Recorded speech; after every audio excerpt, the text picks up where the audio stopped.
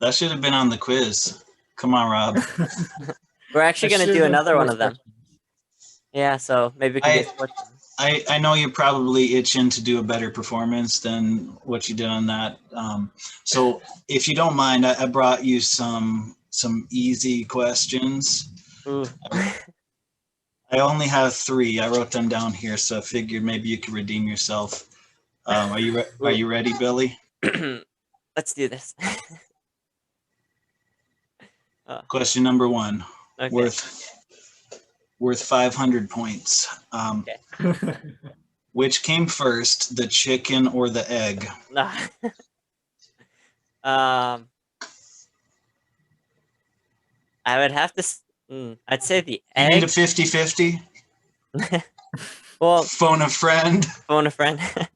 I'll give my answer, and then I'm curious to see what Rob says. Yeah, I would say the egg, because if I had to guess, it was a dinosaur egg, and then there's a mutated dinosaur in the egg that happened to be a chicken. So How did he do, Rob? How did he do? He did okay. I mean, it's a 50-50 shot, so... I'm trying to give him some easy ones. So let's give him 100%, 1 for 1. It's a redemption. Yeah, sure. It's a redemption opportunity. So yes. 1 for 1 here. I got another one though. Okay. They get progressively harder. Oh geez. How many sides are in an octagon? In a what? An octagon. An octagon? An octagon. No, noctagon. I wrote noctagon. Noctagon? So, yeah, you picked it up. Oh, yeah, they don't exist, so I was trying to get you there. Okay, 8.5. No, that you picked it up, 2 for 2.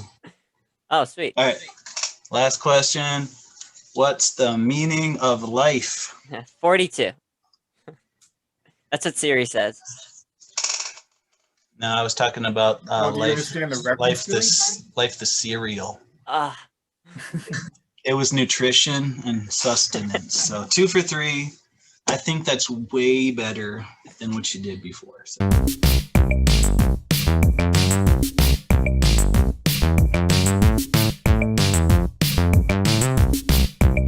Okay, welcome everyone.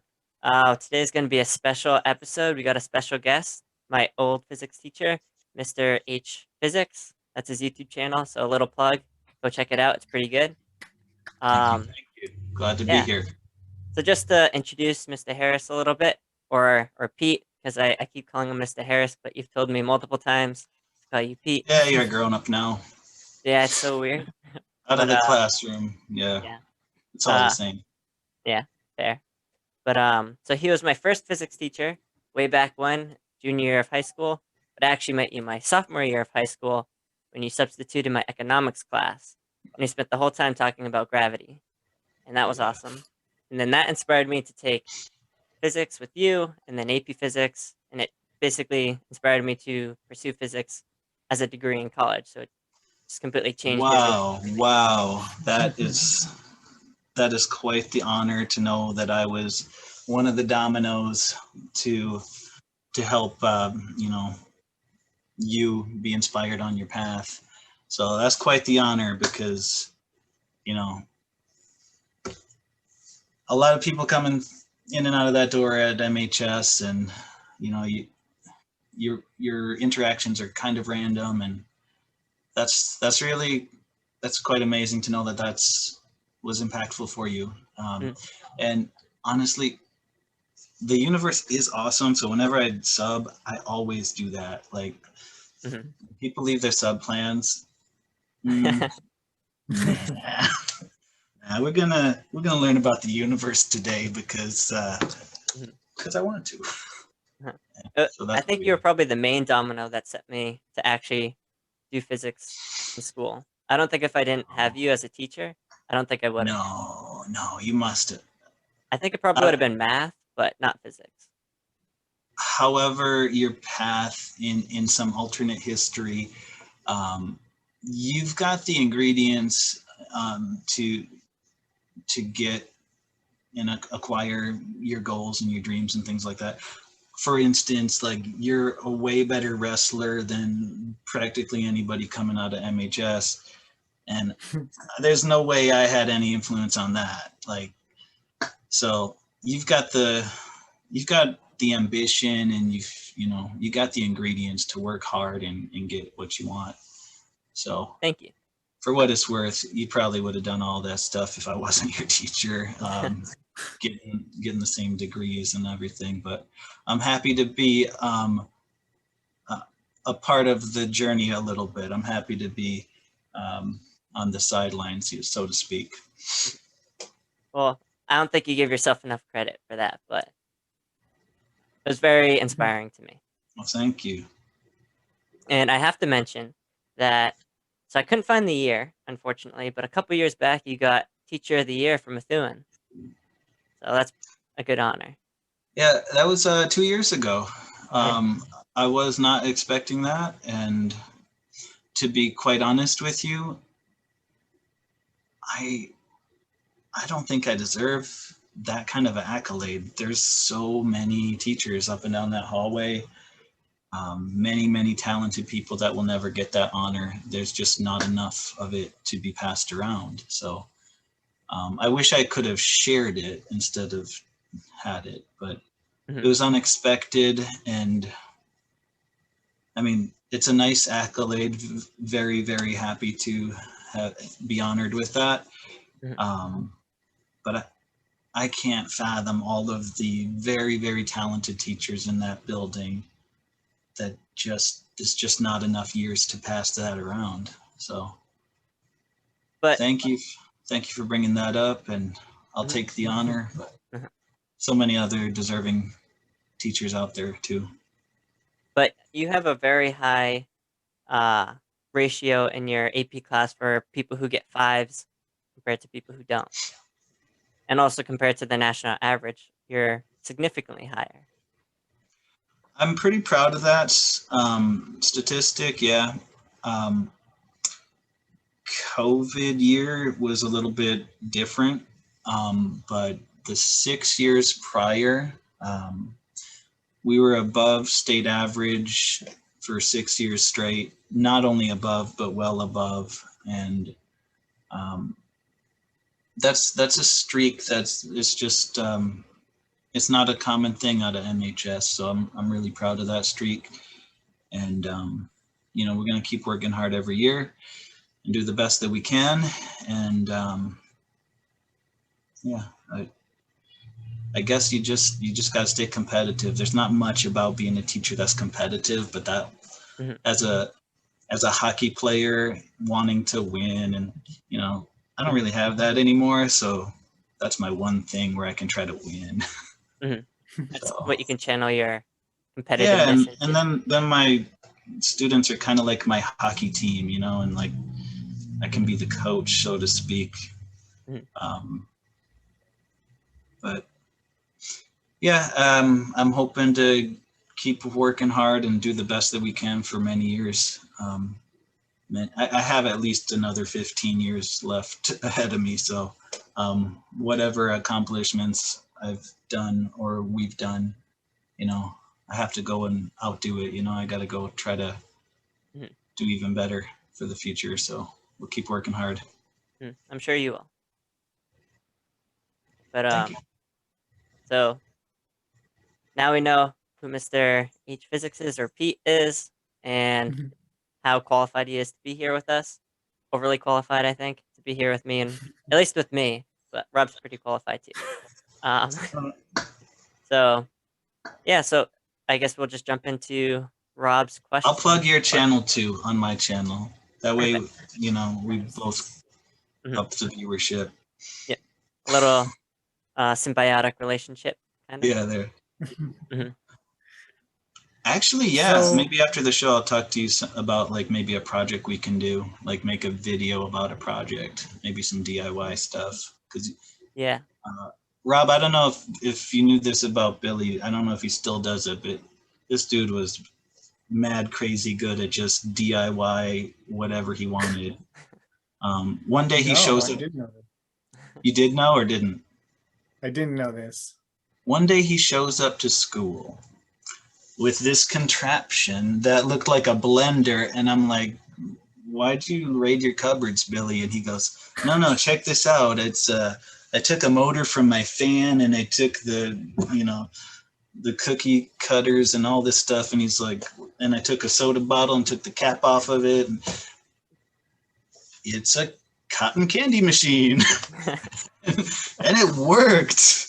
Like, it didn't work as good as I hoped, but it worked was functional. enough. It worked enough that you could actually get some cotton candy out of whatever you want. Like, we would melt things. Like, we would melt Werther's Originals and like lollipops, and then that would be the flavor of cotton candy. It was cool. Yeah, that was a great experience. That I think we used it for when we had people come into the school. Yeah. It was a good plug for science being fun and engineering being fun. Because we have this community day at MHS 1 day per year where, you know, people from the community tour the building, and so the kids loved it. And that was a really special, just extra thing, unexpected.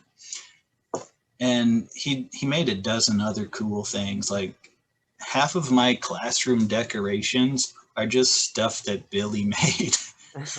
Like, seriously. We made it together. Wow. It wasn't entirely solo.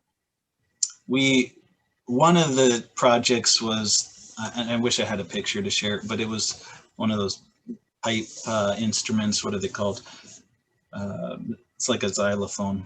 There's a word for it that is escaping me at the time, but people always ask me, how long did it take to make that? And I say 24 hours, like jokingly, like 1 day, but it was about 24 hours. 2 hours a day, once a week for a few months, you know. Yeah. It took a while, but that was our first project, I think, that we really worked on. And we also made a Newton cradle out of billiard balls. That was fun. And this is all stuff, and we made like some acoustics resonance contraption, like where you could see sound waves in kind of a XY coordinate grid with speakers. Lots of crazy stuff, but this was all back when we had no equipment too. Like, we just had a circular saw and random wood that people left from catapult projects. And now we have a lot more resources, so the Billies of tomorrow will have plenty more things to work with. I'm so jealous. You got Methuen has so much stuff now. I'm so jealous. I am really happy with the resources available, and for me, it's a good position to be in, and I really enjoy it. So, Rob, you had a question, I think, right? Yeah, so Right. it actually led up to what you were just discussing about, because I was wondering, and I've been with Billy, I've been with him as a student and as a friend for a couple of years now. And there are certain eccentricities about Billy that I've noticed, and I was wondering if this is something that's happened since college, or has this happened for a lot of his life? So you are the expert in that because you knew him since high school. I don't know. Because like he always ends up going late to class. He's always tardy. He's always like a couple minutes late. And I was wondering if this is something that just happens because of the schedule for college, or is this something that he's been doing since like high school? It wasn't terribly chronic in high school, but there was the occasional, you know, I imagine he was working really hard with wrestling and losing sleep and like trying to cut weight and all this stuff. That's what I always chalked it up to, because like you could tell there was just every now and then there'd be a day where he was just really exhausted. But for the most part, he was very reliable as a student. But yeah, he did maybe show up late a time or two. Because now it's only just for him getting Starbucks, and he's like, sorry, I'm late. I got Starbucks and I caught in traffic. That's funny. I wouldn't say it was chronic. You know, cut him some slack, I guess, from time to time. But if it becomes habitual, then I don't know, give him a hard time, I guess. Classical condition him a bit. Yeah. I remember my senior year, I was friends with people who worked on the yearbook, and they said they were gonna put for one of the um I can't think of what they're called when you get voted like either most likely to this, most likely to that. One of them they were Yeah. gonna put was most likely to be late for graduation. And then they were saying how everyone was like, it'll be Billy, but that might be a little mean, so they weren't allowed to actually do that one. But that would have been funny. Lucky, and I'll be careful saying this. There's plenty of other tardies mixed in where it wasn't really quite noticeable on the grand scale. That's It wasn't like, oh, there's Billy. He's the one tardy person. yeah. It was just like, you put in attendance. Yeah, most people are here, but then you throw in a few T's. Because Billy does it like pretty often in college when he was a student in college. Like we were always like, well, where's Billy? Well, he's late again as per usual. Billy, you know, be on and time even to if it's like a college. class in like in the Yeah. afternoon. Just be on time, dude. Stop that mess. Yeah. I got a lot better towards I think senior year. I wasn't really. I think I was late twice senior year because it was my goal not to be late for class. I never held it against you. Like, I mean, it wasn't like there was so many tardies that you had to lose credit or anything. So I just chalked it up to you're probably training really hard. But, you know, get to class, Billy. Yes. Well, I'm glad to hear that he was a good student regardless. Like, even though he might have been tardy a couple of times, he was still a good student. So, and he excelled in all of that towards the end of his college career. So, I got major senioritis too. My senior year of high school It and college. happens. Yeah. well, I mean, college one is obviously like accepted because of, you know, the pandemic and everything. Like, Yeah. when the pandemic happened, like senioritis is becoming so infectious to everybody. It infects the juniors, it infects the sophomores. Yeah. Everybody's just gonna have it. So. The instructors, too. We got fatigue from it, too. Yeah. I could only imagine Yeah. trying to teach like that. Like The weird 20 thing kids. about my senioritis when I was in college, I became a much more efficient student just because I didn't want to like do all night studying, none of that. I started just doing the bare minimum, like surviving class. Like I just got to go, listen, write down a few important things, and that was how I did my senioritis. And the crazy thing about it for me is like my grades improved because I just had a very simple method of let's just get the point. Let's walk away with the main idea. And for whatever reason, that was more effective than trying to scribble notes down all for an hour and a half while somebody derives the triple integral of the partition function of the Fermi gas as tau approaches zero. And you're just like, okay. I got that you from you, I think. What's that? I never took notes in college, and I got that from you because I remember you saying how when you stopped taking notes for the most part, you got better. To each their own, you know, like that might be not the best advice for some people who maybe remember things easier, but for me anyway, it was more about efficiency and studying the right way. Like if you're aware of what you need to know and you just go make sure that you accomplish that and you don't stress over a bunch of other stuff because you're a senior, you're going to graduate, you're going to get the degree on the wall. Just do what you got to do.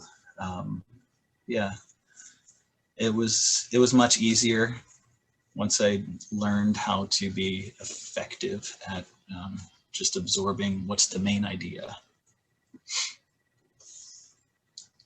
Well, I should also mention that like Billy got his quantum mechanics professor to be convinced that he doesn't need to do homework. He's only going to get the grade to just do all the exams.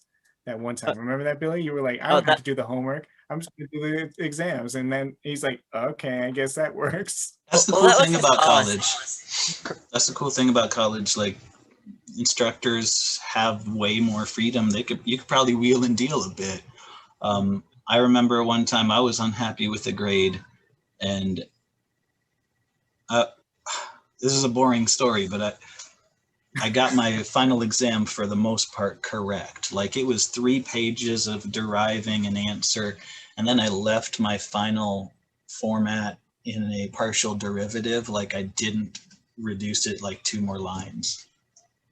And then I got like 15% credit for that. And I was like, that's like 85% right. You flip that around a bit, you know? But then I talked to the professor, and they were like, I'll make a deal with you. I'll give you 1 question. And that's going to be your whole grade for the whole semester. And I'm like, no, thanks. I'll just take my crummy grade that I know is a passing grade. Yeah, I'd never be able to do something like that in high school. So I guess the professor's a little bit more freedom, a little bit more autonomy. Yeah, I don't know if stuff like that happens, but congrats on making yourself a homework deal. That's good negotiating skills. I think you remember I wasn't a fan of the labs back in high school. I remember there's a point when I was behind by a couple. I can't remember exactly how many. And I remember you were you missing a said, few labs. The one student, come on now. I was know. wondering who that was. Yeah. I remember you were saying, Billy, you're behind by like 2 or 3 labs. Let's get this back together. And I was like, oh. But yeah. Yeah, So that happened. Mark. Yeah. That happened. I wasn't worried about you though. That's good. Thank you. But yeah, I mean, you just, sometimes you got to just take care of business. And Yeah. You got to get it done at some point. You got to juggle stuff, but make sure you don't drop some stuff too. You just keep juggling. Exactly. So Rob, do you have any more questions? No, I'm pretty satisfied. I have one for you guys, just a random thought question. Okay. I'm not an expert on birds, not at all. But I've heard that some birds of prey see much better than us. Can we start with that premise? Like, that's a true statement? Yep. Okay. Or can I ask a question? Yeah, go for it. Do you mean like they have, they can see more of the spectrum, or just that what they see of the visible spectrum is more crisp? Well, they see more of the both. Like, they see more like ultraviolet light. Like an eagle can see a mouse radiating ultraviolet under some leaves. And cool. We can't. From like 200 feet above. Oh, wow. So they say. I don't know. I haven't verified this with any eagles. But if that's true, I wonder what the universe looks like to an eagle at night. And what do you guys think that it looks like? Because we look up and we see the sky. What do you think that looks like to another organism with way, way better eyesight than us? That's a good question. I'm going to let Rob take this one first because he hasn't gotten a chance to talk as much. Well, I do remember there was an episode of Cosmos, the one back in 2014 with Neil deGrasse Tyson. He basically showed us the night sky, and he showed us different forms of how the night sky would look under different spectrum of light. Really? And I gotta go see this. Yeah, so I think it's more on the line of like it's purplish. In the way that we can be able to conceive of it. Obviously we can't be able to know how to perceive ultraviolet light without using some visible light to filter it through. But I think it's going to look much different because ultraviolet light does emanate from a lot of stars and different sources in the night sky. So I feel like it would radiate much more than visible light is, because visible light is only limited to like certain parts of the spectrum, whereas ultraviolet light, it has a lot of different applications in star formation and just having galactic centers with black holes, all this different type of light, I would say.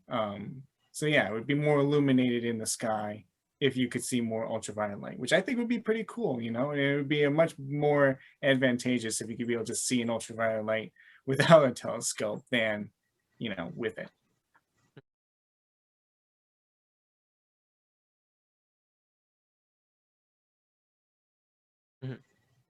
I have a spin-off from that question. Do you think birds can see stars during the day? Ooh, Because they have yeah, there's a really close one, in fact. yeah. Um, Well, oh, besides the sun. sun. They probably see it. In fact, we could see it. Yeah. Besides our sun. Good question. I think I'm going to piggyback on Rob's answer there.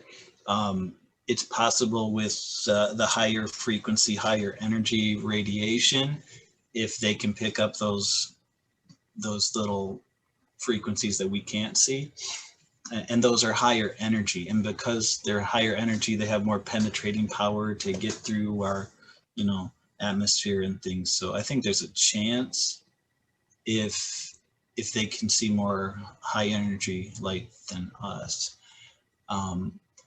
From what I know, which is very, very minimal, and please fact check this, I was under the impression that the birds of prey see the lower frequencies. It's possible that they see both higher frequencies and lower frequencies. So I was thinking more in terms of like infrared. And if it's the case that they see infrared, much more than us, but not any more ultraviolet than us, I would go with no, they don't see other stars. Just on the concept of it's kind of like light pollution for us, right? If the moon is full, we barely see like 1/10 the stars that we could see if there's a new moon, right? Yeah. So I guess if that's several orders of magnitude much more light pollution from the sun, it'd be really hard to pick up stars. Yeah. Unless they were some crazy, like Rob mentioned, really high energy rays. Because I could see a high energy source of light. Like we see the moon, for example. We see the moon during the day. And I'm sure it's very bright. So I'm going to go with sort of yes. Conditional yes. Yeah. I like that answer. It was Sort of yes. well, I think that's the best we could do, right? In certain case or when certain conditions are met. I would like to think that it looks awesome. I have no doubt that it would look pretty cool. Yeah. I mean, I use photography to try to see better. I'll leave the shutter open for a while and then you see way more. I don't think they'd be able to see like long exposure faint objects just because you would need those photons and they would need to come in over a long period of time.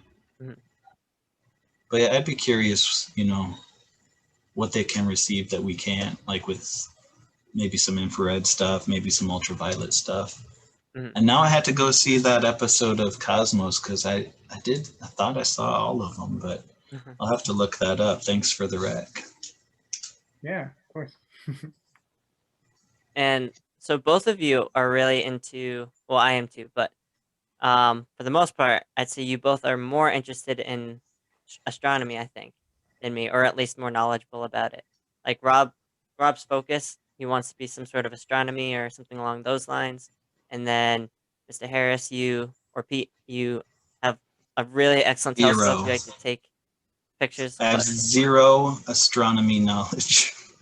I'm joking. But I thought that would be an interesting topic to hear you guys chat about what things you like about it. I can go off on that, but I'm going to let Rob get it started unless... Can I screen share some stuff? Yeah, I think... I'm going to share screen. Cool, it's working. All right, so I think you can see this stuff, but I just pulled up my gallery of photos. I'm not sure if it's letting me toggle, though. If it doesn't let me toggle, that's kind of a waste. So here's kind of what we see. Like, this is a picture of just a nebula I took I don't know, 6 months ago. And if you enhance certain frequencies, like you just get to see more and you like bring out stuff that you don't see. So that's kind of like along the lines of what I was thinking, you know, maybe there's some other animals that can see that without the need for digital enhancement.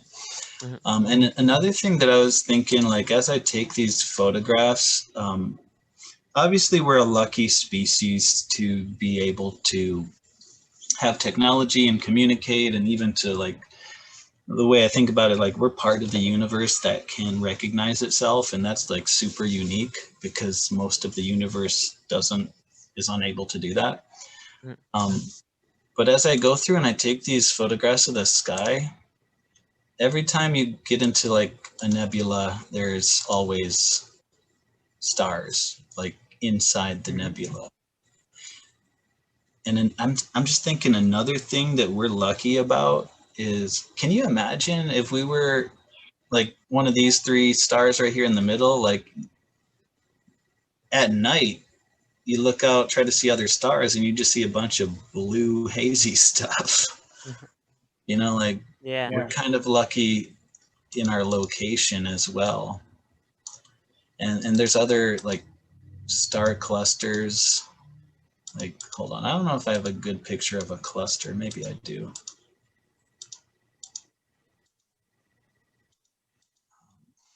Like if you're in a star cluster, like, do you even get night?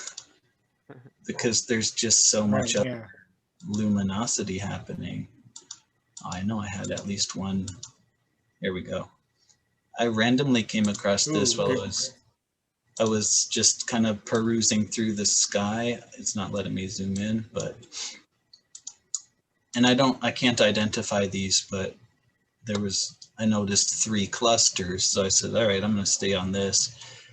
And oops. But yeah, what if you're in there?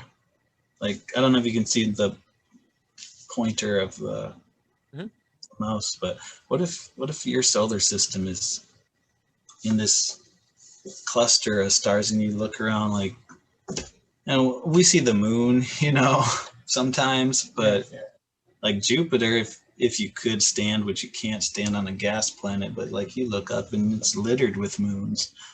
Like, what if you look up at the sky and it's just littered with nearby stars? So you would not be able to. Go ahead. It'd be like continuous daytime all the time. You just never know what darkness is. And we wouldn't have the ability to even know that there's this whole rest of the universe. Like I feel that we're really lucky to be in the spot that we are, to have the ability to look out and to see as much as we can see. It does leave me a little bit curious as to what we can't see, but for all that I have read, I feel like we do have instrumentation that can pretty well map out how much of the visible universe is there. And, you know, that's a streak of luck, because we could have been in a place that doesn't really have access to that kind of deep space viewing. So. Well, there is one place in the universe that we can't like look at, and that's behind the Milky Way galaxy, because there's the streak of the Milky Way that we see in the sky. Yeah. We're not able to see what's behind that, you know, because there's so many stars, because we're on the edge of one of the arm bands of the Milky Way, that we can't see like past where the center is, past all that stuff. So there's that like one little part of the sky that we have not been able to know what's behind there. Good point. I wonder how good they can filter out like the Milky Way stuff, because obviously if there's other galaxies behind the Milky Way, the ingredients are going to be hypothetically very, very similar. So even if you filter it out, you might be filtering out the stuff that you're trying to see anyway. Gravitational lensing, that's how you would do it. You just Yeah. gotta like find some crazy black hole a little bit off center to the Milky Way and like try to just look at the lip of that black hole just to get that deflected light. And then As much as possible. I really think that would be a stretch of the imagination for them to come up with an image like that. But can you imagine if we mapped out, like, say this is us right here, but then here's a black hole and here's me, and I'm like, gee, I wonder what I look like. I don't have a mirror. Can you imagine if we could like look right at the edge and then see ourselves with the light? I really don't think that we're fortunate enough, or if that's even possible, but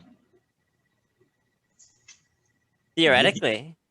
Maybe if you had enough black holes and each of them turn it just a bit, and you have like a ridiculous way of catching a ton of light, but I don't think we'll ever accomplish. I don't know. I'll stop myself because that sounds like I'm about to say never, and I don't like to say never. But the problem. Do you have a particular star cluster that you like? Because I have a favorite star cluster of mine. I don't know if you have any particular... I don't have favorites. There's a few, like the Hercules cluster is pretty like impressive.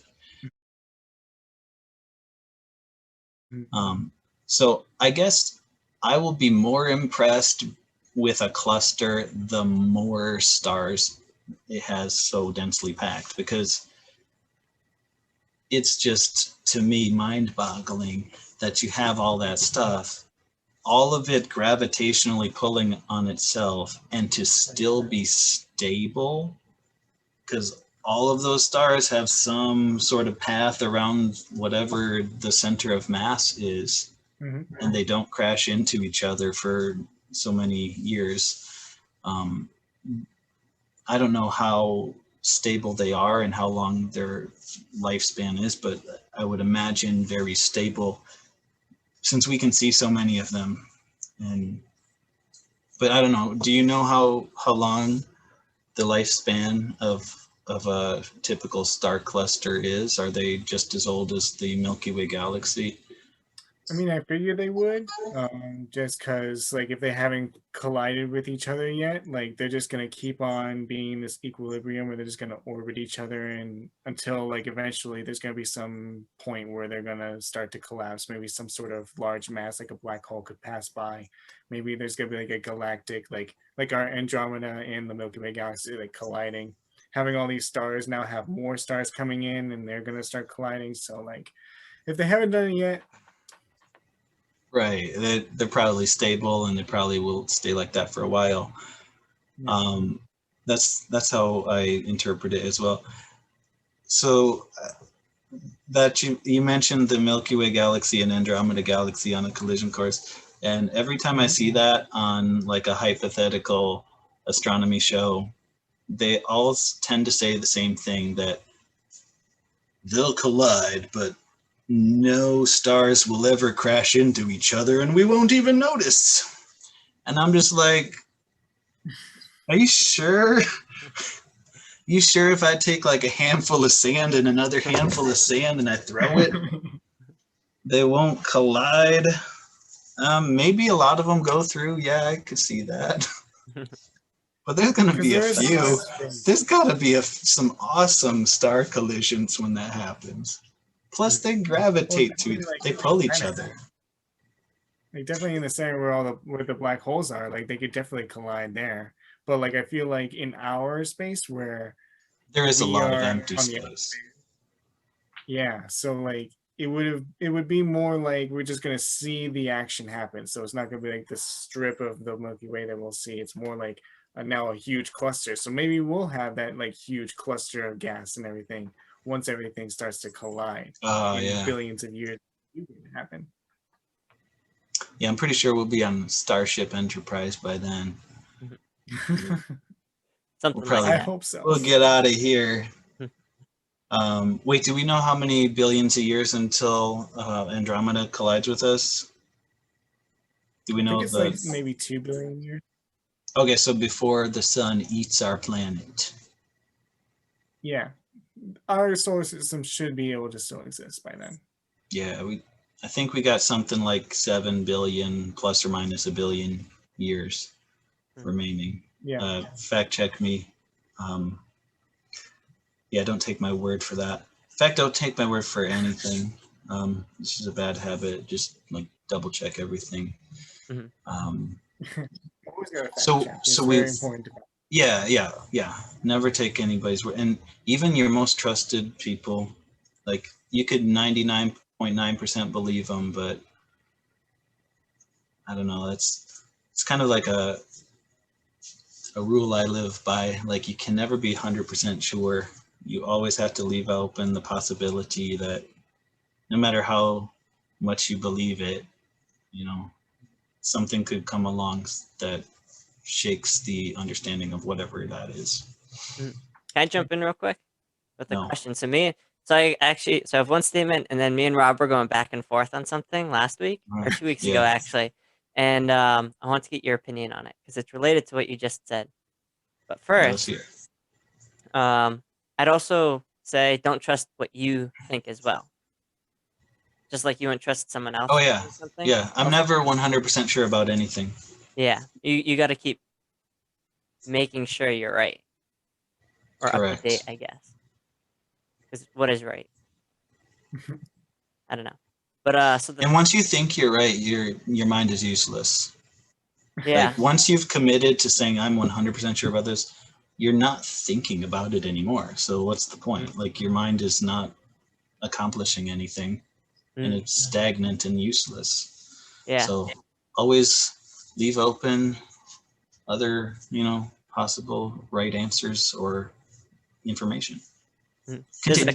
There's a quote that I'm gonna quote from someone who quoted it from someone else, and he didn't know whose quote it was, so I don't know who originated it, but Properly cited. Yeah, it's a secondhand quote, and it's along the lines of, "I would rather have a mind opened by curiosity than closed by belief." And I think Oh, that's awesome apropos. quote. That Yeah, is an awesome quote. I think it's by a philosopher or psychologist.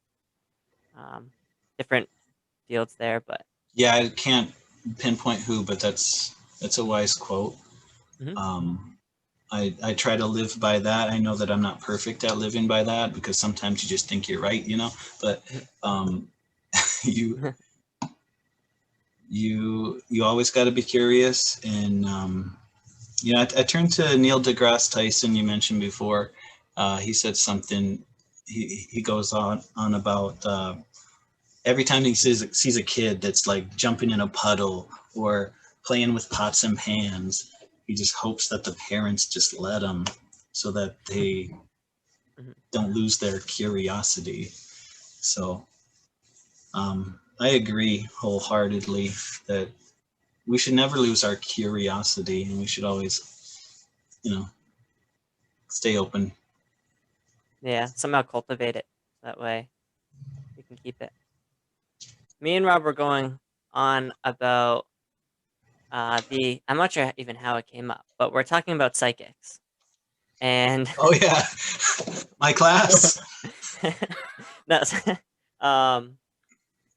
so how did it come up? I don't know. I said something about how right now I would not definitively say psychics don't exist. I would say a majority of them, the evidence points otherwise, saying that people cannot see the future. But I'm not okay definitively saying no one can. And Rob is okay saying psychics don't exist definitively. But I'm more along the lines of saying the evidence suggests that they don't, but I'm not confident enough to say that they do not exist.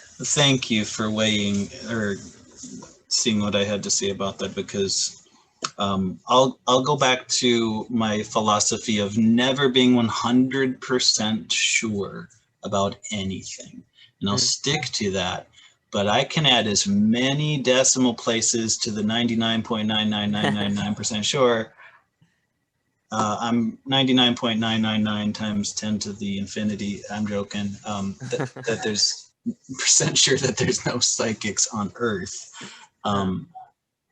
I would be open-minded to seeing new evidence that there is a psychic, but so far of all of the recorded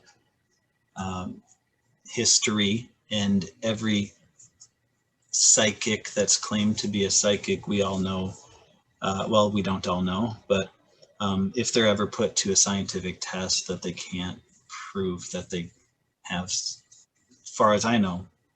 And I don't, and like I said, don't take my word for it, look this up. But I have not been privy to any scientific study that shows anybody has any statistically significant psychic ability. Yeah. I mean, I win at fantasy football a lot, but I wouldn't say that's good enough to call me a psychic of knowing who's going to score more touchdowns. Yeah. Like, I should be able to predict something very specific. It's hard to prove a vague theory wrong. Who predicted COVID-19, right? Like, somebody who's a psychic should have been, yo, we should get ready for this thing. we should start getting that antidote ready. You know, we could make so much money. Here, let's go to some biotechnology firms and see if they'll like make the vaccine first, because we know it's going to happen and we know the genome is going to be this. Yeah, nobody did that, but that would have been a heck of a great opportunity. And if you had psychic ability, you'd think you'd try to make that money, or go get some lottery numbers. Like, why don't they just play the lottery? Like, why do they go to work? Let me read your palm. This is way better than picking a few numbers and being set for life. Okay, if you say so. It's kind of like there's like a funny or I think it's funny. There's a funny magic joke that goes around that's along the lines of if someone does card tricks, they would say, "Yep, because if I had real magic powers, I would be making this card jump to the top of the deck. That's exactly what I'd be doing."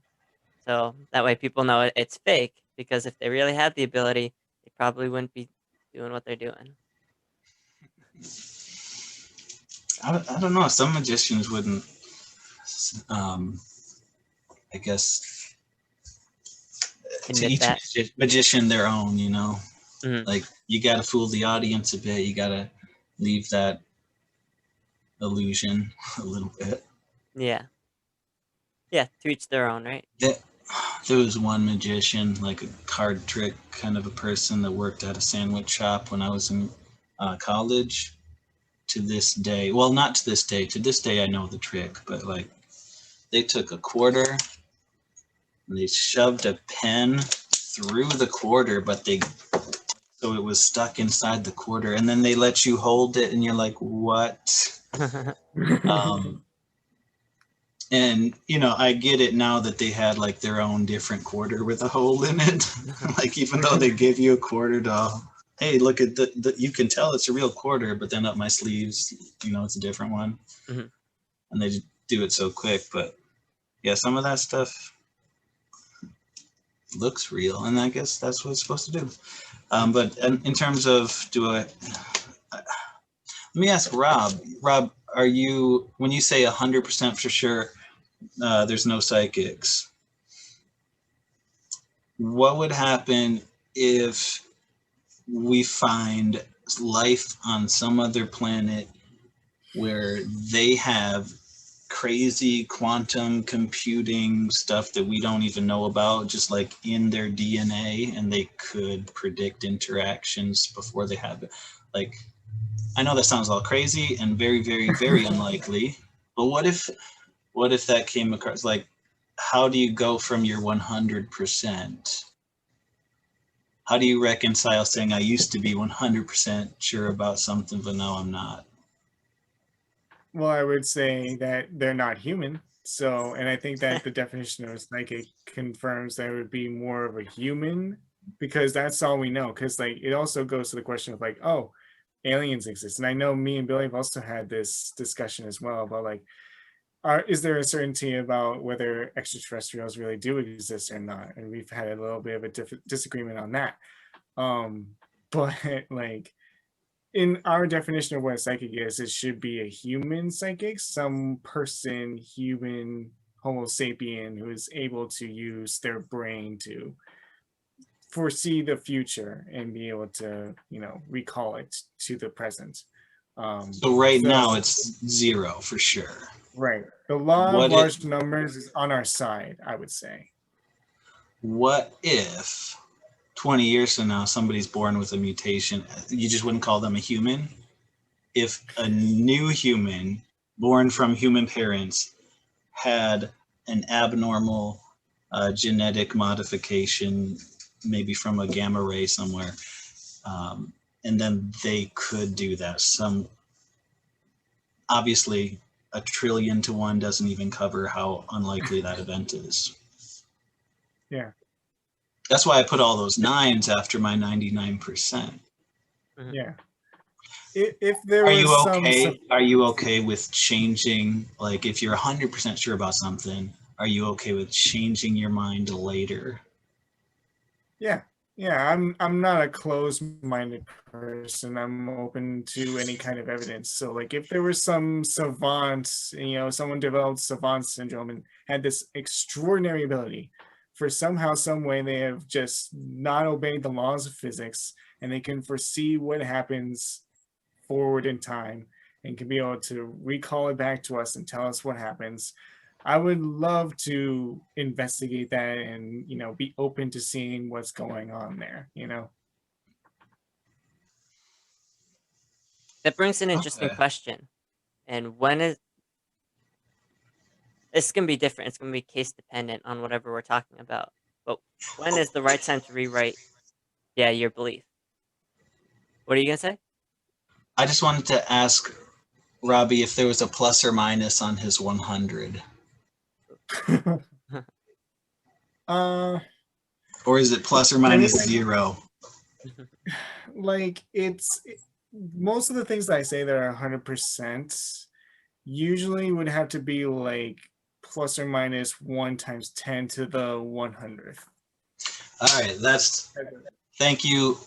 You've satisfied my concern. Not that it's a concern. Obviously, you can have that, whatever philosophy on belief. I was trying to compare it to earlier when I said I would never be 100 because then you stop thinking. But if you're 100 plus or minus any tiny fraction, then it's still an open thing that could change. But yeah, good. I don't know where I was going with this other than I was just wondering if that number could change, and it sounds like it can. Yeah, because the history of science has shown that there's so much that is unknown that we discover all the time, that if there is any sort of discovery that we can change our viewpoint. So like, for example, with Newton developed his laws of gravity, and that stuck for about 200 years until Albert Einstein came along and said, well, let's make some modifications to that and apply it to general relativity. And that makes it much better to calculate things such as black holes, satellite orbits around the Earth. It makes it much better as an improvement. And of course, people probably were like, I don't know about this. And then you have to see the evidence. And once people got to see those solar eclipse photographs and see that the stars that should be behind the sun are actually next to it, shows that you can be able to say, well, this is actually a really valid theory and we should be able to apply it. So that's the thinking that I would say, right now the evidence shows this. If someone comes along and shows evidence for the opposite or maybe some modification to it, then I'm 100% open to seeing what the evidence shows. And I can totally change my viewpoint on that. Sweet. I don't want to cut off Billy. Billy was saying something, but I did want to ask you a separate question to both of you. Do you think they will find the Graviton particle? Do you think it exists? What do you think, Billy? I know you're the quantum mechanics, more of the small scale. I know gravitons are more towards my scale, but I want to see what you say. it's a tough question. I say it's a tough question because, so on the one hand, being a quantum person and studying that, I kind of want to say yes, because it seems like everything's quantized, even matter, and depending on if you believe in string theory, quantum field theory, even all that stuff. But even matter in quantum field theory is an excitation in some matter field that physicists say exists. It's like the photon is an excitation in an electromagnetic field that's everywhere. So, like, on the one hand, you want to say yes, but also if you look at general relativity, which I've been reading into more, the way general relativity is set up, if you try to look at it at the small size, you get huge fluctuations and you can't really get rid of that. So, and general relativity is so accurate because it accurately predicted what the gravitational waves would be from collisions in space down to like some huge, uh, or not huge, some really small fraction, like 10 to the minus 10 or something like that, or even more. I'm not quite sure. But it's extremely accurate. So it's hard to say based on the two theories. But if there's a trend that everything seems to be able to be described by particles, I would say that yes, there's some sort of particle for gravity. Um, whether or not it's what we would think of as a particle, because it would be a space-time particle. It's made of space and time, so whatever that means. Yeah, I don't know. It's not going to be a And particle like we think. It'll be something new. It'll just be a quantum excitation of the space-time field. It won't be a particle, I don't think, in the standard sense. like our like photons could also be thought of as ripples in the electric or electromagnetic field. Mhm. But And they have particle properties too. They have wave properties, but they have momentum and they have all that stuff. But I can't imagine that space-time would like carry properties like that. but a gravitational wave might be, and I don't know, would a Mhm. gravitational wave carry momentum? I would think it would. Well, I don't know. It Yeah. depends what you call momentum, I guess.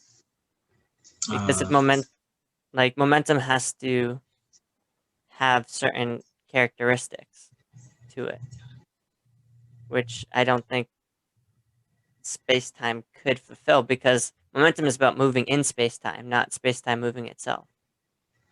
And then if you get into quantum mechanics, momentum isn't even like a definable thing except for a math equation that's like a partial derivative. So then it kind of loses meaning. So then it does open the door to gravitons having momentum. But I mean, what does it mean?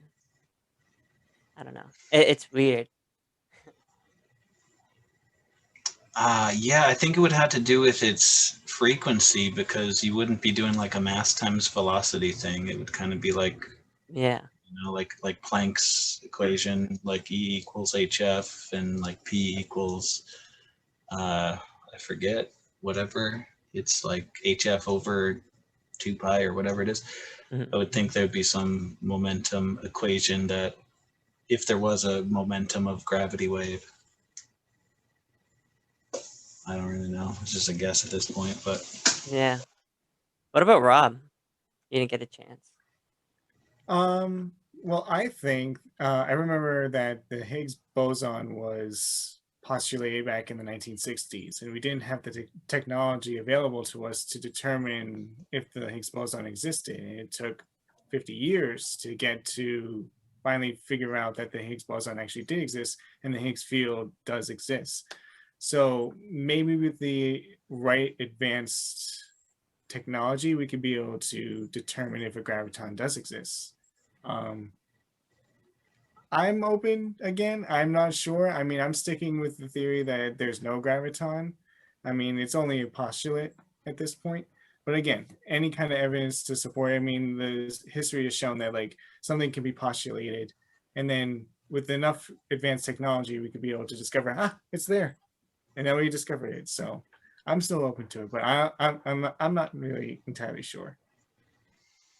You seem to be a fan of Einstein's general relativity, and I don't think a graviton fits into that, because general relativity already says how gravity, or explains the mechanism of it, without a particle.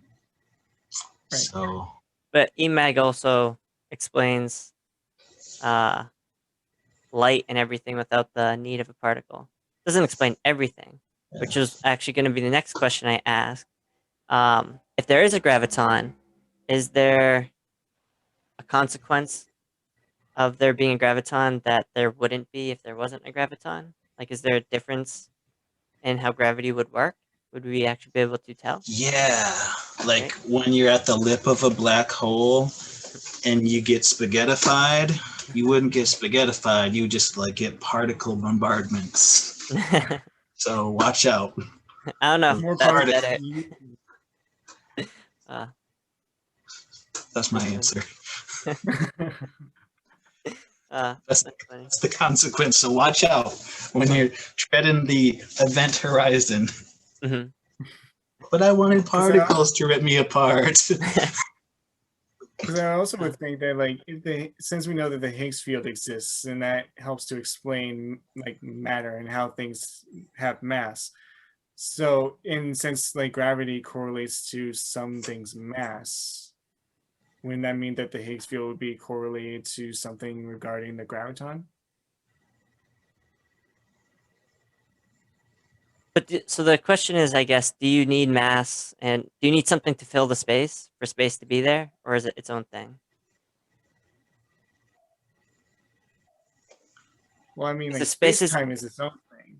I'm talking about like something interacting with that space-time. You know, so at least in quantum mechanics, there's no true vacuums. There's always fluctuations where particles come in and out of existence. So there's no true just space-time. Like, there's always something happening there. So does space-time exist by itself, or do you need an interaction with something to say it exists?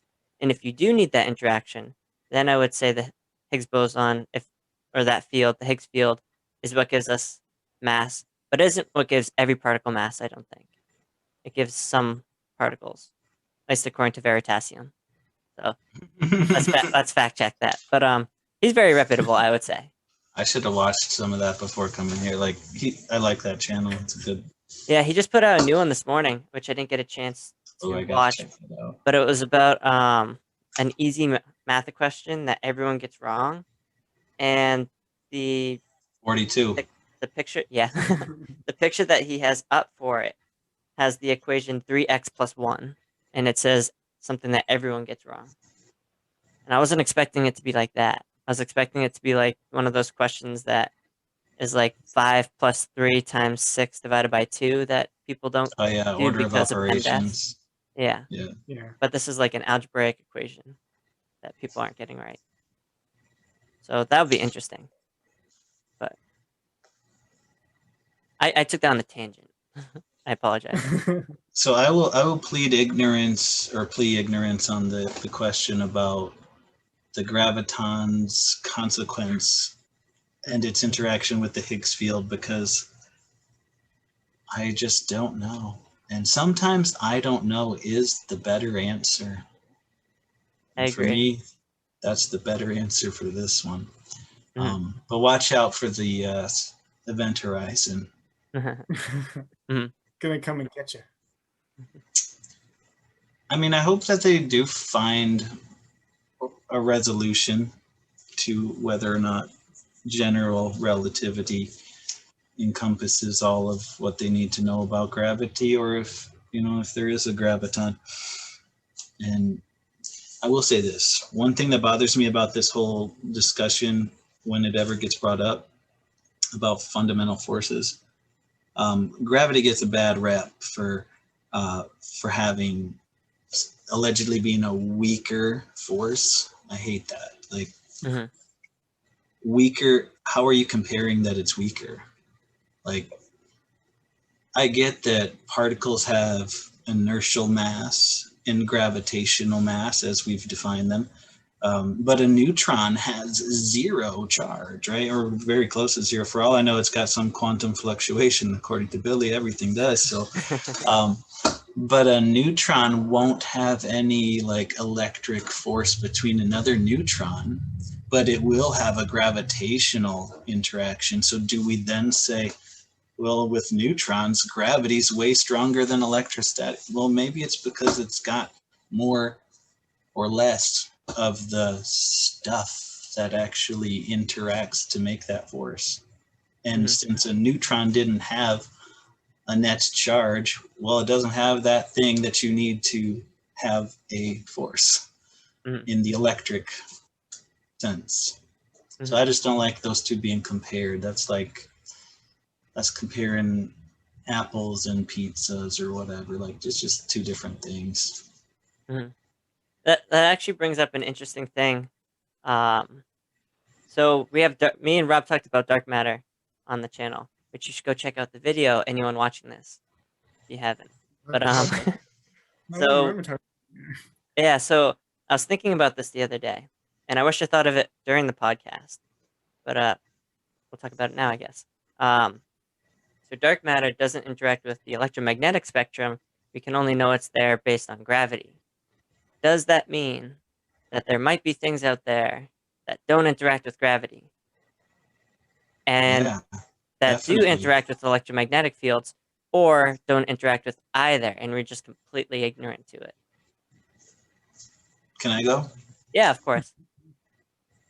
Yes, I think, definitely things that could be out there that don't interact with either of those fields that we're used to using to observe things, and then they would be unobservable. And here we are, we've got lots of mysteries about the universe. We don't know why it's like X amount of percent dark matter and Y amount of percent dark energy, and we have unanswered questions. But there's also the possibility that there's undetectable things like that we don't even know is out there. Maybe that is the answer to where's all the missing dark matter. Maybe we just can't detect it because it's made of different stuff that we just didn't get access to from here.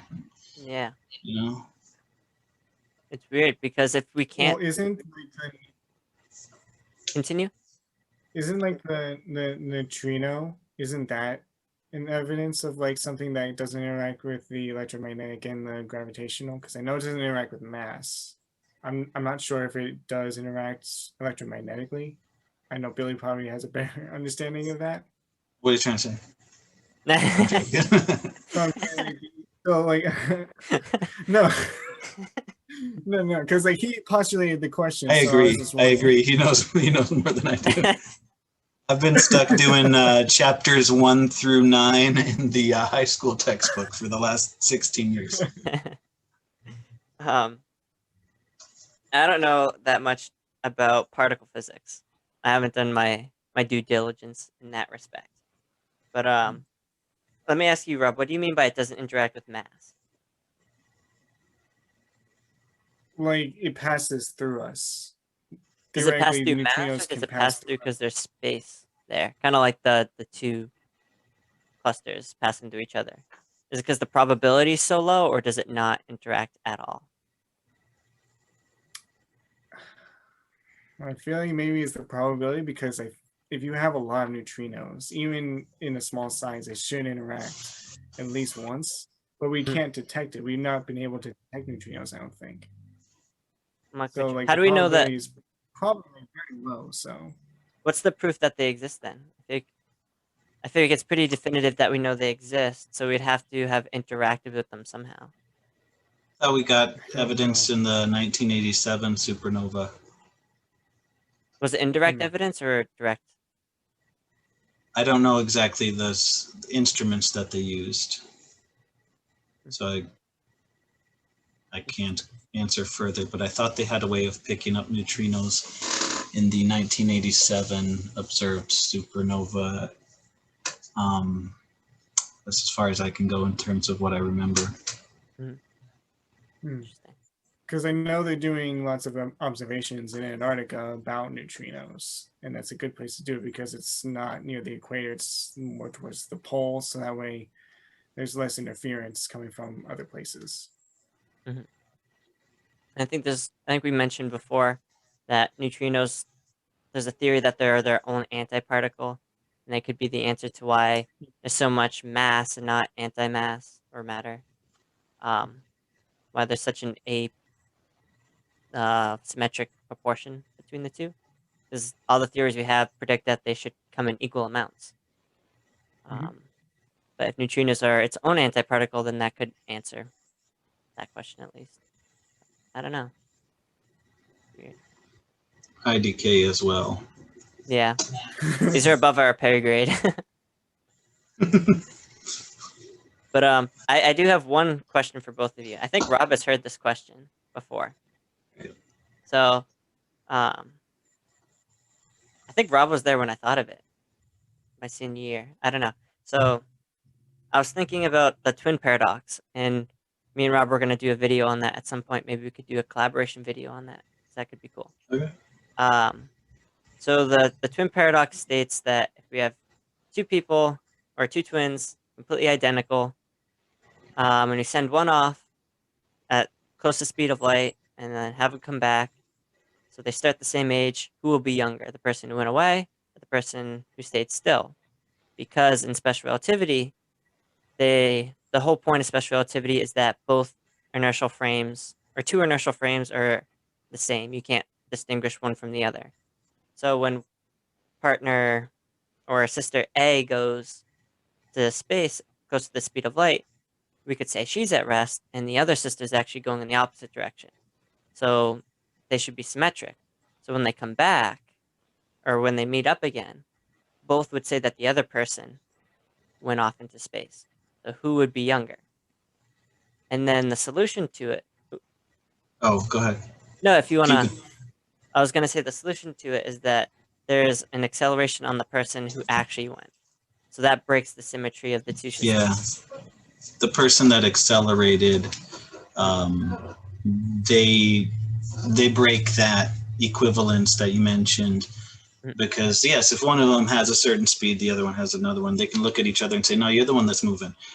But as soon as one of them accelerates, then if you take all of their light cones from every second and then you try to like see where they match up, Mhm. the one that changed their path, then it's way easier to see this with a better visual representation than with words. But Mhm. the act of accelerating and coming back changes that equivalent trajectories that their light cones had. Mhm. Exactly. Explained perfectly, I think. And even without visuals, I think that was pretty good. But so then there's a this was when I was really into cosmology for a little while. Um, one of the big questions in physics is what's the shape of the universe? Like, is it Pringle. a pring- No. That'd be cool. So like I think general relativity excludes like a lot of different shapes, but I think flat space and a sphere, and then I think there's another one, maybe another two that it could be. Is it Uh, hyperbolic? Something like that. I'm not quite sure. But It's hyperbolic. I'm just gonna focus on flat and then the sphere because the sphere illustrates the point that I was gonna ask. So on Earth, if Earth was completely covered in rock and no water, or if you had a boat, if you just walk in one direction, you could get back to where you started, right? Without needing to turn around or anything. Then back to the twin paradox. If one just shot off and went straight and went in the perfect trajectory to get back to their original position without needing to accelerate, what would that would make it a paradox again because there's no acceleration needed to get back to your original spot because space is closed. I would say, can I answer that? I'm sorry if I talk too much. Let me know No. if I do. But I would interpret, there's a lot of geometry going on that might be confusing to the viewers, which is understandable, because when you speak about being on the surface of a globe as being the same as being in the universe. Like we got to imagine Four-dimensional. Yeah, we got to imagine dimensions that we can't see. But if we could take the model that you used, where one person stays in Massachusetts and another person actually goes and makes a loop all the way around, we know which person accelerated on that model. It's the person that had centripetal acceleration, and they were always accelerating a little bit. So there's my answer. One of them still accelerated. Don't know if I'm right. 50-50, right? That's how that works. Yeah, that's true. Either right or wrong, 50-50 chance.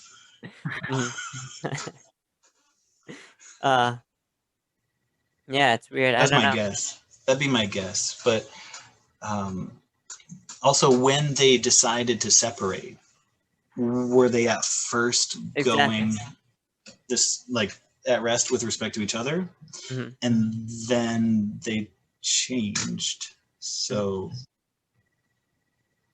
how did the change happen? Like, where was the applied force and to whom to make their body accelerate? Yeah, I don't know. So there was that. You didn't see the video that I sent you, Billy, about the guy who had like a website and he had like, you know, what would space look like if you had like different shapes? I don't remember you sending me that, to be honest. I apologize. You probably were on vacation and you just weren't paying attention. Was it last week? I think it was either last week or the week before, and I sent you a video. It was actually really cool because they had like a simulation on a website, and like they did like spherical, they did ones in like as like an octagon. It was like an octagonal prism. Like they had that. They had like triangular prism. They had different shapes. They had like hyperbolic, they had spherical, different forms of how the universe would look and how it would look to us, the observer. So they had like us, the observer, they had the Earth, and just like different mathematical ways of seeing how the universe would look. And like sometimes it would be like the Earth would be flipped upside down, it would be rotating in a different way. And then like we would see ourselves and like counter to that. And like it's just weird. It was a weird little video, and I really enjoyed it because like it could have a little bit of a visual representation of like this discussion of like how the universe is supposed to be shaped. And I agree that it should be flat. Like all evidence says that it should be flat, just because of how the mathematics would work if we were in a spherical or hyperbolic space. But I thought it was a really cool video. That's pretty cool.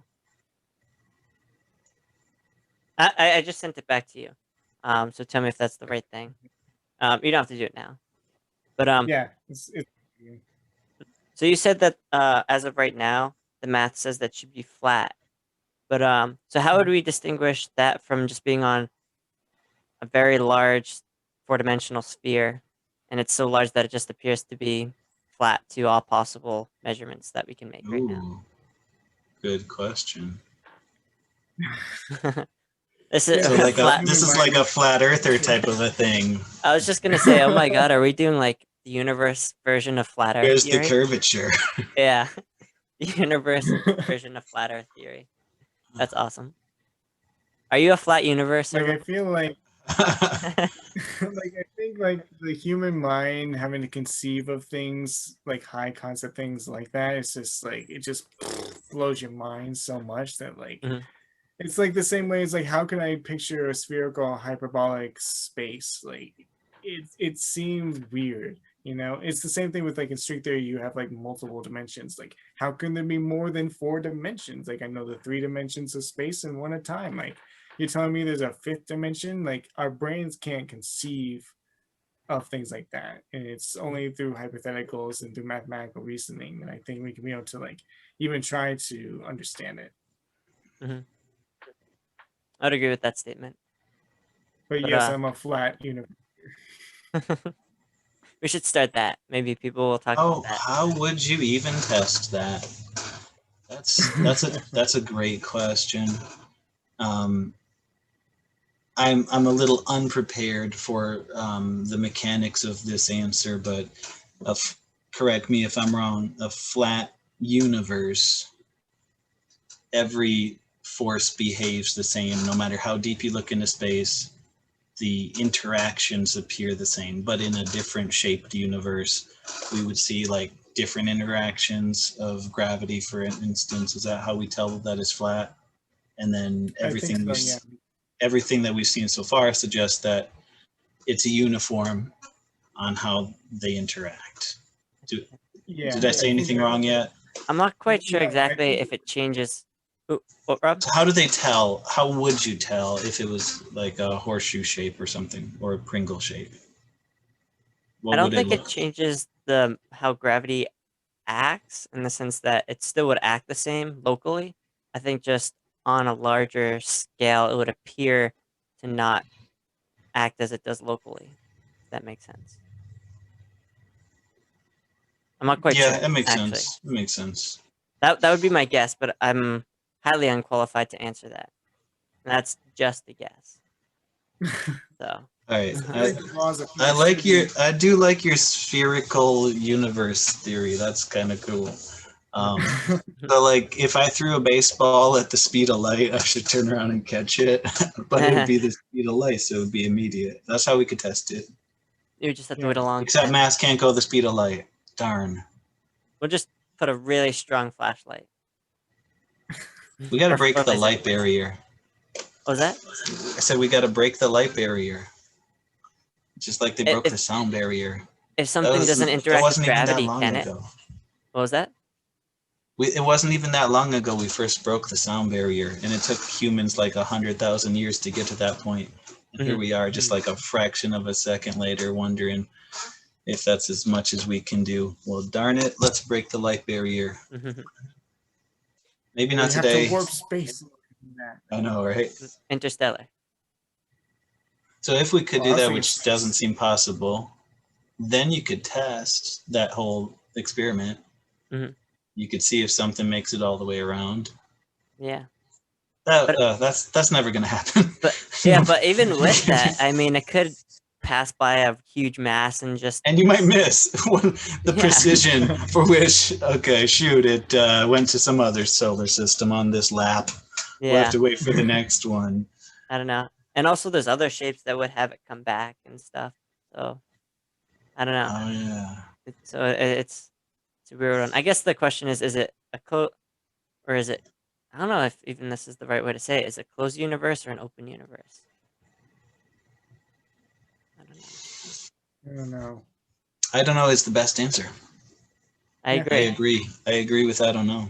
Anyone who says they know is lying. Yeah. Well, I'm not going to say that they're lying, but they have a strong bias. What if you say you know, and then a lot of your friends also say that they know it too, and then you get that support network, and it reinforces the knowledge that you thought you had?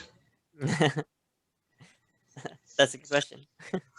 That's where cults come in. That's funny. Stay away from that, ladies and gentlemen. Don't go into a cult, please. Yeah. I'm just gonna. Probably harder to say I don't know. Yeah. Probably harder to say I'm not 100% sure about this. But like Billy's like, I don't know if I would join a cult, and then someone comes up to him and asks, "Do you want to join our cult?" And it's like, I don't know. 50-50, plus or minus 50. Aren't we all already kind of in the cult of physics? We believe that the laws of physics we know are as accurate as we can be. I'll answer that with a scientific response of how would you define a cult membership? I don't know. Anyone who subscribes to the beliefs that group holds on a majority. You need to believe in the many worlds interpretation. So if you believe in the scientific method, you're part of that cult? Sure. Okay, cool. I'm in. What about you, Rob? Good method. It's a good method. One of us. I'm in. I'm a part of it. I'm not going to be ashamed of it. I'm going to wear it across my chest. What if tomorrow they came out with a method that was better than the scientific method? Then I'm going to go there. So I was 99.99% sure I was in the scientific method cult, but I had a plus or minus 0.001 on my sureness. So that's where that comes in. You have 100 %, where the ending. We don't have enough sig figs to say exactly Oh, how. if I got the decimal wrong, maybe let me say it a different way. I'll be 99.9% sure about this, plus or minus 99.9%. Because then I could change my mind completely. You can. Exactly. Do 180. 50% But plus or currently, minus. currently, I think the scientific method is the way to go. Well, It's kind of hard to argue heard with it from, because. Continue, Rob. well, I've heard that, like, from my philosophy of science class and even the book that I'm reading right now, that like the traditional scientific method that we learn in like middle school and high school is not the way that actual scientists perform their jobs. It's more in depth than just having like a step-by-step process. It's more of an art form, right? Mhm. Is that what you're saying? The craft. Yeah, Like I doing a agree. math problem. A It's little not more step by step. dynamic. It's a little more open. Everybody's doing their own tests. Not everybody's collaborating on the exact best way to do tests, but Mhm. so there's some fluctuation. There's some variability. But the thing about it is, like, science accounts for that. Like, you take into account all of the many different tests, and the more data, it's what's always true is the more data you take, the better the picture becomes. And going back to photography with photons coming in and whether or not birds can see more stuff than us, like, you just let those photons come in and the picture becomes over time more dynamic and you can see what's there. I agree. More observations you get, you can't help but get a better picture. The law of large numbers is on your side. I like it. Yeah. So I think I told Rob about this book, I think a couple times. But What I is think it? you would like this. Think Again by Adam Grant. I gotta read stuff. No, you don't have to. I was just Billy gonna is a say. friend. No, I'm writing it down.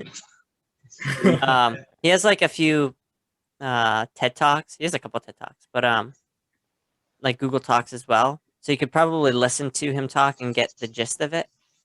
But it's a good book, and it talks about how I wrote it people down. can. What was that? I wrote it down just for, me to Nice. look it up later. One of the premises that he Right talks. next to Noctagon, by the way. That was a good one. I was confused. I was like, wait a minute. Is this a shape I don't know? I got really nervous. I was like, oh, I feel like I should know it. Well, I wanted you to get that one wrong, and then afterwards say that you got 1 for 3, which is a vast improvement. Congratulations. I still got the vast improvement, just more so. Yeah. But Sorry. So Think Again yeah. by No worries. Adam Grant. Yep. So he says in it that people tend to associate intelligence with IQ, but he thinks that something that should be added to it, besides just like emotional intelligence, but something that people don't necessarily think of, is the ability to rethink what you know. And the easier you can rethink and question your own beliefs, the smarter you actually are. Because you could be really smart, but if you can't question yourself when you're wrong, then what good is that? It might be too late. Yeah. Like kind of like Yeah. Einstein, he was very smart, but he couldn't accept the fact that he was wrong. And that kind of goes to the question earlier: when is it okay to flip sides? Right? Like, how do we? When is there enough evidence to say, okay, we should say that what I thought was 99.99999% sure is actually wrong? When is that tipping point? And it would be case dependent probably. Mm-hmm. But I don't know. Like what would Rob need, or what would both of you need to be convinced that someone can do that? Like what kind of evidence would you need? What would be enough? Do you want to go first, Rob? Yeah, I think it should be substantial evidence. What do you mean by substantial evidence? So what if they In that predicted something to the T, saying like 10 years from now, the Super Bowl will be between these two teams. This play will happen at this time, and they'll just they'll storytell the whole game. And then we wait 10 years, and then it's 100% accurate. They predicted one game perfectly, and that's it. Is that substantial enough? I mean, yeah, because like there's so many variables and statistics in a game that like you have to know who's playing, who the team members are, who the coaches are, like where they're playing. Like there's so Mhm. many variables that have to be included in that like each probability that you get to just reduces the chance that they could be wrong, like further and further and further with every detail that you have, like down to like what cleats these players were wearing, or what shoes they were wearing, or what uniforms they use, or who was in the stands, like blah blah blah. So as you go down the list and see all these details are correct, because like I could say, for example, like there's these two teams that go and play in 10 years in the Super Bowl, and then this team wins. If I don't like give concrete details, like it's gonna be like, okay, you just got a good wild guess. But if I give concrete details about specifics, like that'd be more amazing. Or if they made 8,000 other predictions that were wrong, and then that one Super Bowl guess was right, then you'd probably be like, yeah, well, they Yes also and no. thought it would. They also thought it was going to be the Detroit Lions last year. What if Also, they it's said it like, was? when did they make the prediction? What was that? It's like, when did they make the prediction too? Like you could say you did it 10 years ago, but you could also fabricate that. What if they did it in a way where it was Control. definitive that they couldn't, yeah, have fabricated it? Would So if they like, said these two teams played, the score was this, and the weather was this? Would that be substantial enough for you to believe in it? Like, how many no. pieces of evidence would you need? Or what So would be like, like one piece of evidence that, like the names of all the players in the game? If they only yeah, predicted that, would that be enough? Or if they predicted I think half the so, amount? because 10 years is a long time between now and obviously 10 years from now. So Mm, like, for example, I would think of a football team 10 years ago for the New England Patriots. That was substantially different compared to the New England Patriots that we have now. And if you mm, can name every single person who was on the offensive line, on the defensive line, and the edge, on safety, on quarterback, wide receiver, everybody, I'd be like, wow. So you knew players who were in like middle school now who are going to be in the NFL by that time. That's impressive, that's impressive. because that's like nobody's really going into middle school doing football. It's not a lot of people who are doing that. It's more like high school, college, and stuff. So like if you can predict like middle schoolers becoming NFL players on a particular team and name every single person, like that's either like the wildest guess on the face of the planet, or there has to be something about it. What would be one piece of evidence that's borderline for you? So like if it's like, oh, it's these two teams, or if it's this score, or if it's this kind of weather, if there's only like one detail in particular. But if you have like multiple, I think it's because you have to have multiple details about something Mm, to make it more substantial, that like, oh, he actually did make a prediction about this and it's true. Like the more evidence that you have about something, the better you'll have at showing that, hey, what I did was actually like evidence. mm, It's kind of like the probability dependent on multiple events, just Mhm. tacks onto the probability of the other thing. If you flip a coin like 3 times, there's a certain probability you could predict, oh, there's going to be 2 heads and 1 tail, and you wouldn't be impressed with that. But if you flipped a coin 800 million times, and then by the way, it's going to be 400 million heads and 400 million tails, and that's a pretty good guess. But if it was like way off, like 372,600 this or that, then that becomes so highly improbable. I think that's what Rob's saying. It has to do with probability. So he needs something, and that, I guess the probability of the predicted thing needs to be so convincingly low that only the knowledge, ability to see the future could get you that, like better than lottery odds, I think that's where you're going with that, is if I interpret it correctly. And I'll add, if you don't mind, for my answer, is that that's why I put a plus or minus on the end of, I'm 99.9% sure, plus or minus 0.01 or whatever it is. To get that sure about something, you have seen 1,000 times this event, and you're gonna make that level of confidence greater every time you see the same result. That, in this case, we've seen hundreds of millions of people on Earth and 0 legit psychics. So we have the very high confidence that there aren't any.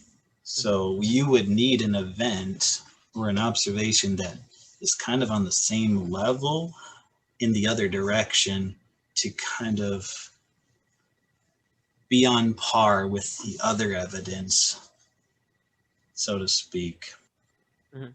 So yeah, if somebody flips 3 coins and predicts it, sorry. What about 10 coins? And they predicted an askew one where it was like 7 heads and 3 tails. Is that 10 point? No. 10 coins? No, of course not.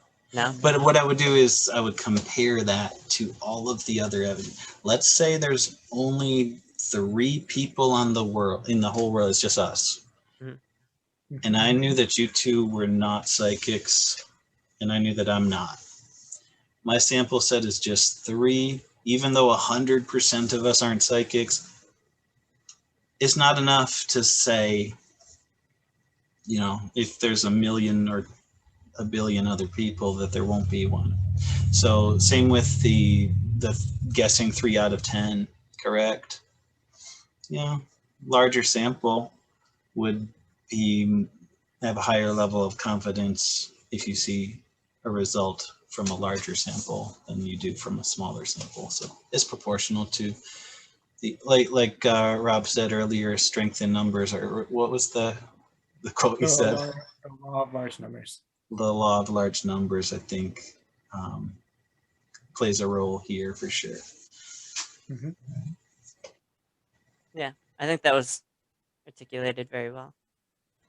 I think that thanks, because I'm terrible at answering stuff. I think you both did a really good job. Because I think it's my Michigan accent.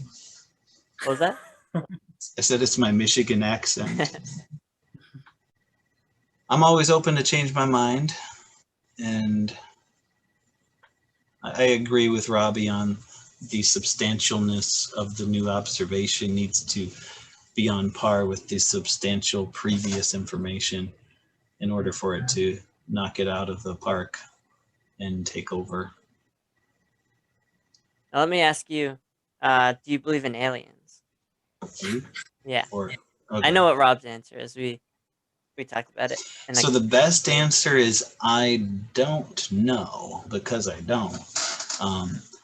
And I'll tell you, it's really hard to fathom once you look out there and see how many stars there are and how many other solar systems there are. I've been doing astrophotography for the last year. That was kind of like my COVID boredom escape. Like I started taking pictures of the sky, and it's so incredible how many other things are out there. And we're just looking just close to us.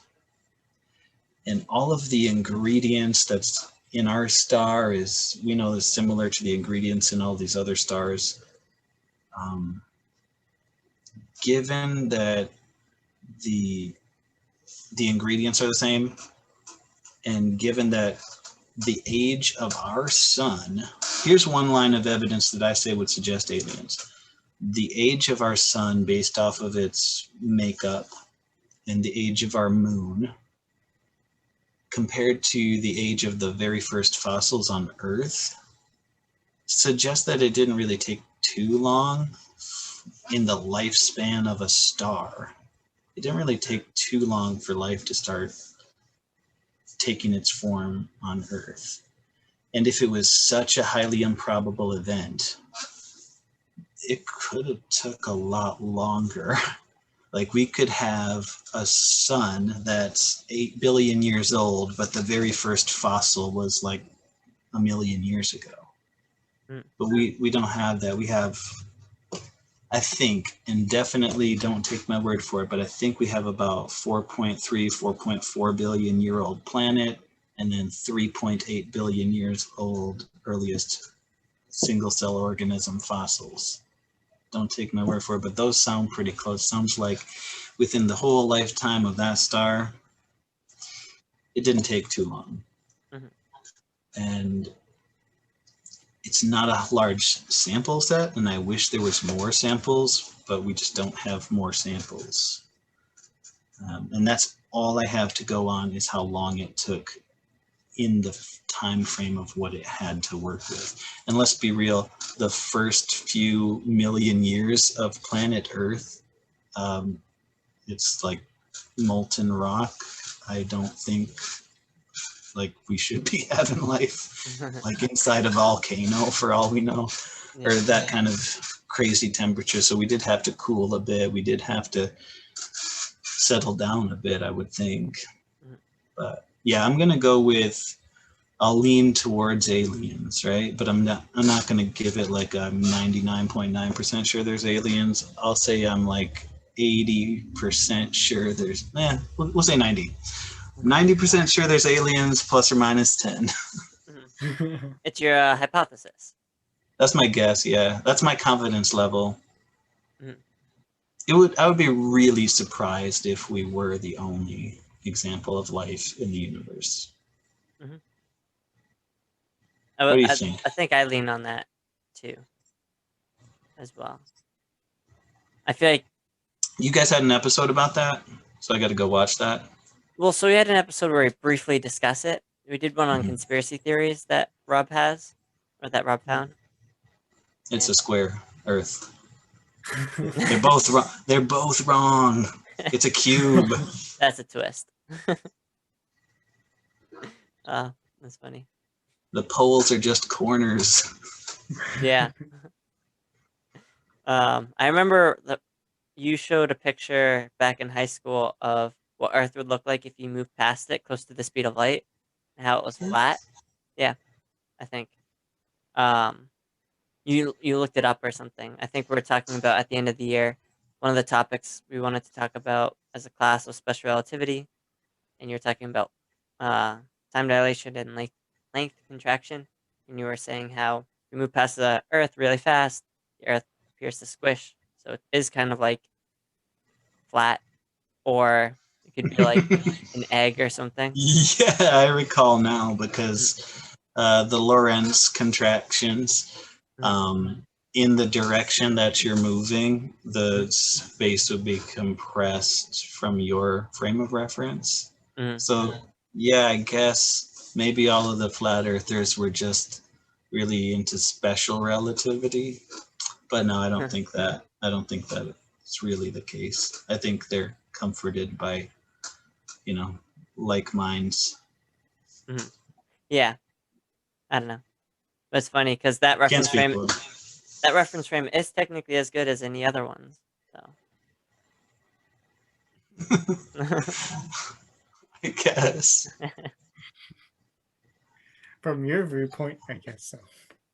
I mean, but wouldn't they also be able to see other things that were going kind of the same speed as them? What do you mean? If you're going the speed of light or close to it, obviously you can't go speed of light, and then something that you're seeing right in front of you as a planet, would you even be able to tell that there's the depth of what you're looking at?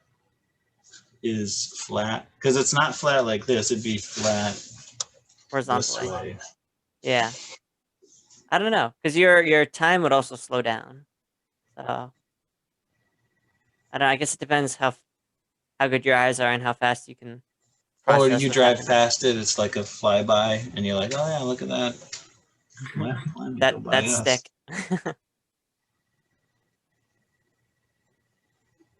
Yeah, I don't know. Well, let's do the experiment though. Yeah. Let's start saving up.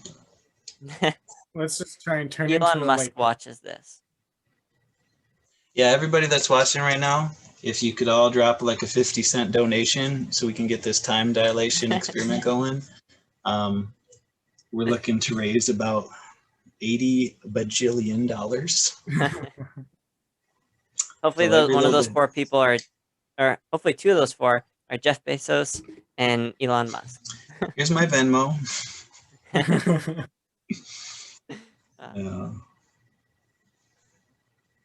don't know. Yeah. Does anyone have any more questions, I guess? I have had a really great time. I do probably have to get going to like help with the kids because I got 3 kids running around and they probably need my assistance. Yeah, no worry. I had fun too. I'm really impressed that they did not barge in here and like clown around. I'll tell you a calculated risk I took. I didn't tell them I was here. I didn't tell them I was going on a show because had I told them, hey guys, leave me alone, I'm going on like a interview, they would have, I gotta go bother dad. But I took the calculated risk of just kind of disappearing and hoping they don't come in here and find me. And it proved to work out quite well, as you can see. They did. But yeah, my kids, they run around a bit. They would have been here with their face up on the screen, and it would have been I don't know, maybe something you had to edit out a lot. So, but I really appreciate you guys having me on here. It's been a fun conversation, and I have a lot of homework now because I got to read the book. I got to watch a Veritasium video. I got to go check out the different shapes of the universe, possibly. I liked that question about the, what if it was flat, apparently flat, but really just a giant sphere. Yeah, that's cool. Yeah, I don't know. But thank you for coming on. Detroit. For all you viewers out there, we're number 1 supposedly in probability of getting the highest draft pick. Just kidding. That means you have the worst team. But yeah, we never. I was gonna say, you're not gonna get the Stanley Cup. No, they'll be a while until they're competitive. And honestly, if they never win another Stanley Cup, I'm a happy fan. I've seen them win more Stanley Cups than I should see my team win in a lifespan, because I've seen 4, and there's 30-some teams. So the amount of time to get 4 Stanley Cups on average should be like 120 years. So I've already seen that, so I'm good. So if they win any more, that's just a bonus, and I feel bad for the other teams. Like, how many times have you guys seen Boston win? Like once? Sorry. That's about right with it would take 120 years for you to see them win 4 times. That's true. Okay, so you guys have an average franchise. We got, 4 Stanley Cups in 30 years, so we're good. Well, how many has that team had in the last, how old is hockey? I actually don't know. In the last 120 years. Like the NHL, I think, goes back to like about 120 years. So how many have they had over the 120 years? The NHL wasn't really the NHL at first until I think after World War II, or no. Somewhere in the 1920s, it might have changed its name. It was like kind of like football did the same thing. It was like the American Football League or whatever. But Stanley Cup history, I think, started about 100 years ago, but I know that that's a plus or minus 15. I don't know the exact number. So we'll say 115 years. And Detroit's won 11. Okay. 11 out of 115 years is like one every 10 years. But you should win one every 30, so we're good. So still above average. There hasn't always been 30 teams, though. It's a complicated equation. Boston has 7. And Boston is one of the original teams, just like Detroit. So Montreal is number 1. They have like 20 or something like that. And Toronto has 13. Detroit's 3rd place with 11. Wow. So, but yeah, I would recommend going to YouTube and type in Pavel Datsuk highlights, and then you'll see the best stick handler ever. And then type in Bob Probert fights, and you'll see one of the best fighters ever. Okay, that'll be me and Rob's homework, unless Rob's seen it. I probably have. I probably haven't. Good stuff. Okay, perfect. It was a pleasure being on the show. Good to talk to you both. And yeah, glad you were able to invite me. Of course. Yeah. Always. Exactly. Yeah. If you ever want to come back on, don't hesitate to ask. All Yeah. right. Well, I will take you up on that. Definitely get some cooler guests between now and the next time I show up. But put me on the calendar sometime in the cycle, maybe next summer too. Well, have a great afternoon, and thank you again for coming on. Of course, my pleasure. See you guys. Thank you so much. See you later.